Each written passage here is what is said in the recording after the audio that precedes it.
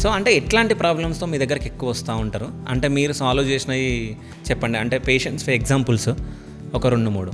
1 or 2 years back ఒక గూనితో వచ్చిన పిల్లోడిని చూశాను. అంటే యాంకలోజింగ్ స్పాండిలైటిస్ అంటే మన బాడీలో ఉన్న జాయింట్స్ అన్నీ ఒకదానికొకటి అతుక్కుపోతూ ఉంటాయి. సో ఏ పొజిషన్లో ఉంటే ఆ పొజిషన్లో మెల్లిమెల్లిగా అతుక్కుపోతుంటాయి. ఓకే. సో ఒకనొక స్టేజ్లో వాడు ఎట్లా అయిపోయాడంటే ఇలా అయిపోయాడు. కిందికి చూడడం తప్ప వాడికి ముందుకు చూసి నడిచేవాడే కాదు.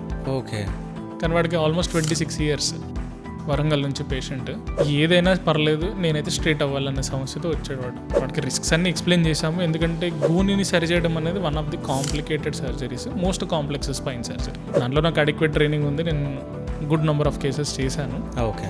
వీడు ఎస్పెషల్ ఎందుకంటే చిన్నపిల్లల్లో సరి చేయడం ఒక ఎత్తు, ఈజీగానే అయిపోతుంది. ఎందుకంటే స్కెలిటన్ అనేది ఇంకా మెచ్యూర్ అవ్వలేదు, మాలియబుల్ ఉంటుంది. అంటే ఇంకా మనం దాన్ని స్ట్రేట్ చేయొచ్చు. అంటే చిన్న మొక్క వంకరగా ఉన్నప్పుడు మనం ఈజీ చేయడం. కాంప్లికేటెడ్ సర్జరీ చేశాము, వాడిని స్ట్రేట్ చేశాము. He was walking with in 12 hours. అంటే really hats off to the patient. నేను నా క్రెడిట్ తీసుకోను. ఓకే. అంత పెద్ద సర్జరీ తర్వాత కూడా సరే నేను స్ట్రేట్గా నడుస్తున్నానా లేదా నేను చూసుకోవాలి అని అంత పెద్ద సర్జరీ తర్వాత 12 గంటల్లో నడిచాడు.